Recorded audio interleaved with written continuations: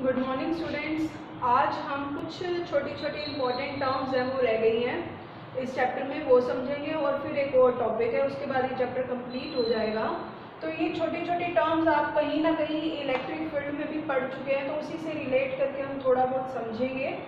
तो सबसे पहली जो टर्म है दैट इज मैग्नेटाइजिंग इंटेंसिटी, या फिर हम इसे मैग्नेटाइजिंग फोर्स भी कहते हैं।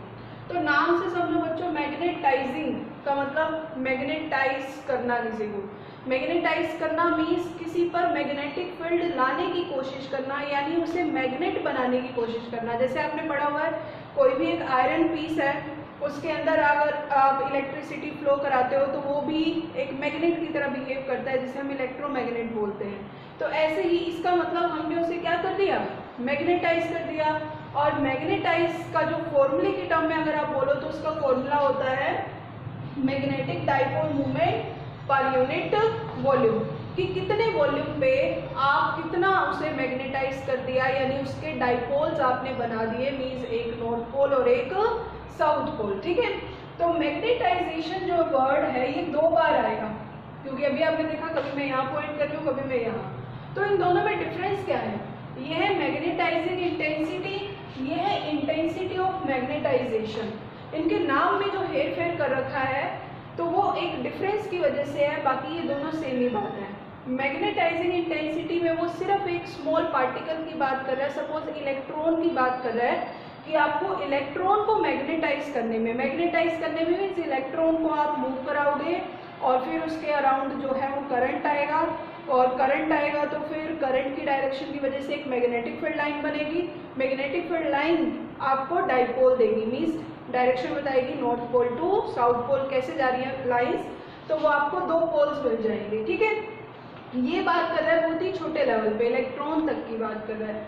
लेकिन अगर हम पूरे एक स्पेसिमेन की बात करते हैं, स्पेसिमेन मीन्स अगर आपने कोई एक छोटा सा ऑब्जेक्ट ले लिया जिसकी कुछ डायमेंशंस हैं, कि ये मेरा स्पेसिमेन है, मीन्स ये मैं इसे चेक कर रहा हूँ कि कितना मैग्नेटिक फील्ड से दूँ तो ये मैग्नेटाइज हो जाएगा। ठीक है, तो वो हमारी हो जाएगी इंटेंसिटी ऑफ मैग्नेटाइजेशन। तो ये छोटा सा डिफरेंस है, ये याद रखना।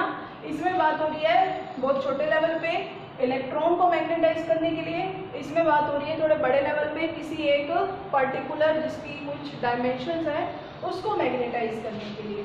तो क्या फॉर्मूला है इसका, क्या डेफिनेशन है, the degree to which a magnetic field can be magnetize, can be नहीं आएगा, the degree to which magnetic field can magnetize कर सकता है एक मटेरियल को, is represented by term magnetizing intensity and it is defined as the number of ampere turns flowing round per unit length of toroidal solenoid, दोनों में से कोई भी एक हो सकता है, टू प्रोड्यूस मैग्नेटिक इंडक्शन। ठीक है, तो बहुत ही छोटे लेवल पे। और यहाँ पर मैग्नेटाइजिंग इंटेंसिटी को हम डिनोट कर रहे हैं H से, और H किसके डायरेक्टली प्रोपोर्शनल होगा, करंट के, कि वो इलेक्ट्रॉन कितना कैसे मूव कर रहे हैं और कैसे वो करंट प्रोड्यूस कर रहे हैं। प्रोपोर्शनैलिटी का साइन हटाएंगे तो एक कांस्टेंट K की वैल्यू 1, तो H किसके इक्वल आ गया हमारे पास I के, लेकिन हमने for n number of turns ले रहे हैं तो हमने इसको n से क्या कर दिया बच्चों,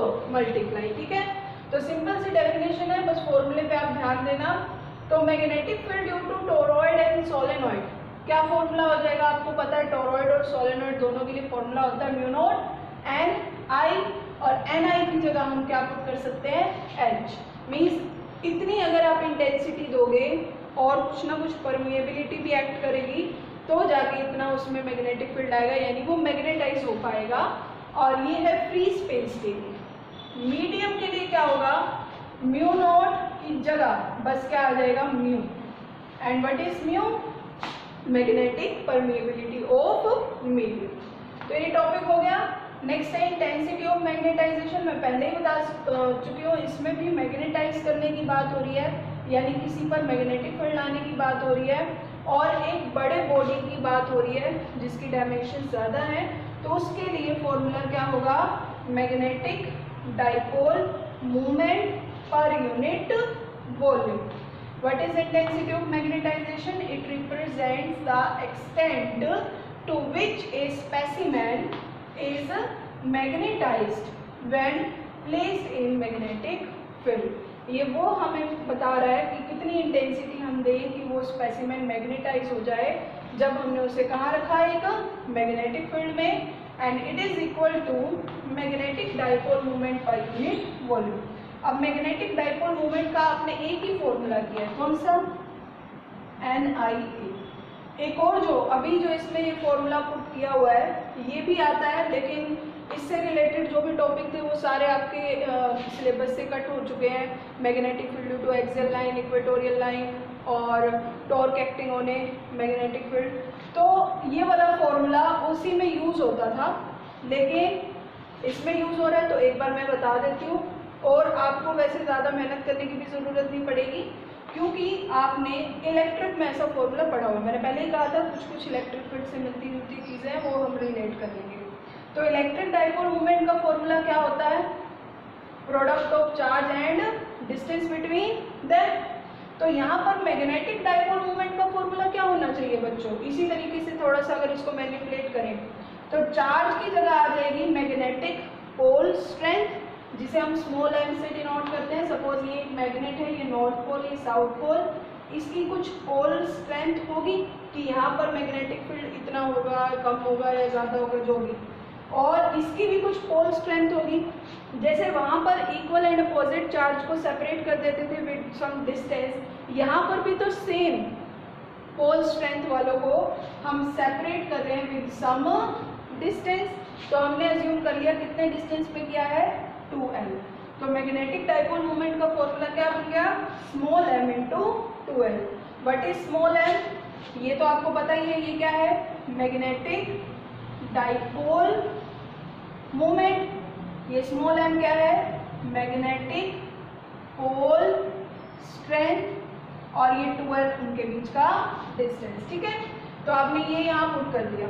उसके बाद इसका वॉल्यूम, क्योंकि आप एक बड़ा सा स्पेसिमेन ले रहे हो तो उसका वॉल्यूम होगा। वॉल्यूम को हम क्या राइट कर सकते हैं, एरिया इंटू जो भी उनके बीच की थिकनेस है, दैट मीन्स 2l। तो अब देखो 2l से 2l क्या हो गया, कैंसिल।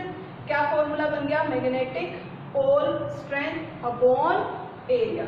और जब आप इसे सॉल्व करोगे तो इसकी जो यूनिट आएगी वो कितनी आएगी, एम्पियर पर मीटर, क्योंकि मैग्नेटिक डाइपोल मोमेंट की क्या थी, अगर तुम लोगों को याद हो तो उस वाले फॉर्मूले से हमने फाइंड आउट की थी NIA। क्या यूनिट आई थी हमारे पास, एम्पियर मीटर स्क्वायर। वॉल्यूम की कितनी है, मीटर क्यूब। ऊपर जाएगा तो क्या होगा, यही आएगी यूनिट या नहीं, है ना। तो सेम हम इसी से फिर डायमेंशंस भी फाइंड आउट कर सकते हैं। डायमेंशंस क्या होगी, AL-1 M0 एंड T0। और क्वांटिटी तो ये सारी क्या है हमारी, ऑलमोस्ट वो स्केलर ही है, मीन्स ये डायरेक्शन पे डिपेंड नहीं करते, क्योंकि ये एक प्रॉपर्टी के बारे में बता रहा है कि आप इसे कितना मैग्नेटाइज कर सकते हैं। ठीक है, तो ये हमारा हो गया। अब यहाँ से ही मैं इसकी इंटेंसिटी के बारे में भी तुम्हें बताती हूँ, इसकी ऐसा यूनिट के बारे में। इसकी भी ऐसा यूनिट कितनी होगी, एम्पियर पर मीटर। यहाँ पर मैंने इसलिए नहीं बताई क्योंकि बच्चों को फाइंड आउट करना थोड़ा मुश्किल हो जाता है, क्योंकि h की वैल्यू, h की यूनिट फाइंड आउट करने के लिए क्या करना पड़ेगा, B/μ। ना हमें b की याद होगी, है ना, और ना ही हमें म्यू की याद होगी, तो फिर मुश्किल होगा कि नहीं होगा। तो इसीलिए ये वाला आसान पड़ेगा। और ये भी इंटेंसिटी है, ये भी इंटेंसिटी है, तो इसका मतलब दोनों की यूनिट्स एंड डायमेंशंस क्या होगी, सेम होगी। ठीक है, तो यहीं से आपको ये समझ में आ जाएगा। लेकिन फिर भी अगर क्रॉस चेक करना है तो आप पहले b की निकालो, म्यू की निकालो, दोनों को एक दूसरे से डिवाइड कर दो और देखो कि क्या ये यूनिट एंड डायमेंशन आ रही है या नहीं। ओके, अभी जो हमारा इसमें जो लास्ट टॉपिक है, देखेंगे अगर ये वीडियो शॉर्ट है तो इसमें मैं और डाल दूंगी, 2 टॉपिक छोटे छोटे और बचे हैं, नहीं तो फिर नेक्स्ट वीडियो में। तो दैट इज मैग्नेटिक ससेप्टिबिलिटी। ऐसा वर्ड आपने इलेक्ट्रिक में भी पढ़ा, इलेक्ट्रिक ससेप्टिबिलिटी, काई से डिनोट करते थे उसे, है ना। तो क्या बताता था, ससेप्टिबिलिटी मीन्स कि ये कितना ससेप्टिबल है, मीन्स कितना इसमें मैग्नेटिक फील्ड आ सकता है। एक तरफ तो आपने वुड को लगा दिया है, मैग्नेटिक फील्ड के अंदर रख दिया, लेकिन उसमें तो मैग्नेटिक प्रॉपर्टीज ही नहीं आ रही। क्यों नहीं आ रही, क्योंकि उसकी प्रॉपर्टी उसे अलाउ नहीं कर रही। तो ऐसा ही कुछ है कि कितना किसी के अंदर मैग्नेटिक फील्ड हम ला सकते हैं, कितना वो उसके अकॉर्डिंग ससेप्टेबल है, तो वो हम कैसे करेंगे, it represents an ease. What do you mean by susceptibility, ये हमें बता रहा है उसकी ease by which a specimen is magnetised when placed in magnetic field. जब हम उसे मैग्नेटिक फील्ड में रख रहा है तो वो कितनी इजीली मैग्नेटाइज हो सकता है या कितनी इजीली नहीं हो सकता है, उसके बारे में जो हमें बताता है, that is magnetic susceptibility and it is the ratio of intensity of magnetisation induced in the material to the magnetising force, कि कितना आपने वो इंटेंसिटी उसमें आई और कितना आपने फोर्स यानी मैग्नेटाइजिंग इंटेंसिटी उसको दी थी, यानी I/H। और इसकी क्या होगी, नो यूनिट नो डायमेंशन।